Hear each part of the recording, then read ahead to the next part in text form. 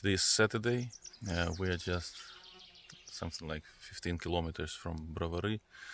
I went on a walk to the forest. Very nice, silent place. Very peaceful birds. And then at once, along the road, you see the signs. It says it's a mines.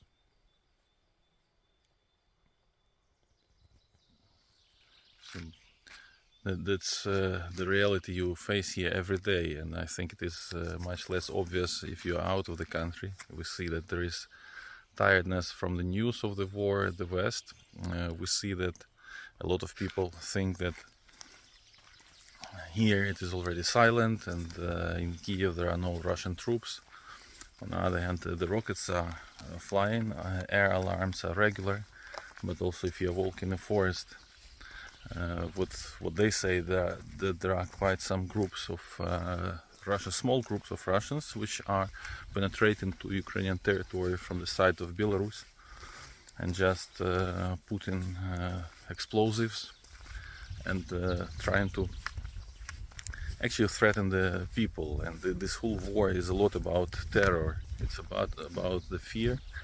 It's about terrorizing people here, and in this all, of course, it doesn't give much power. So we try to use these moments to have silent time, just to walk, to think, but at the same time, every now and then, you're coming back to the topic of the war, when it will be over, how it will be over, but also disappointment of lack of support in military field, but realizing that it's only by God's grace that so far we are safe, and Ukraine for sure has no power against Russia.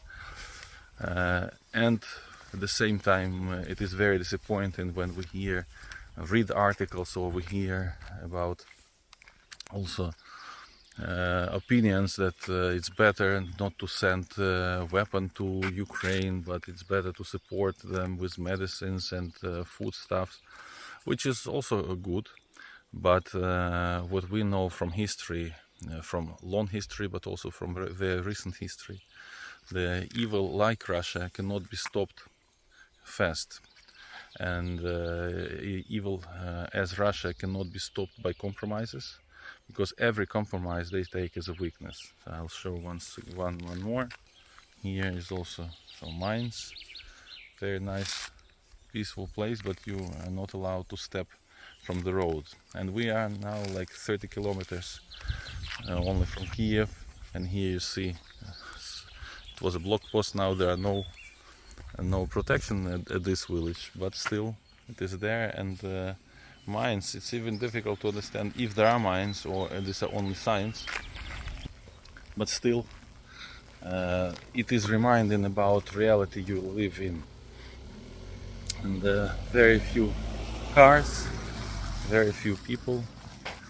So we next week again continue with working, because we're trying to get back to normal life rhythm in a way that country needs to work. Country needs to produce the product, and we are working. I'm working at Zealandia, running the business. We are also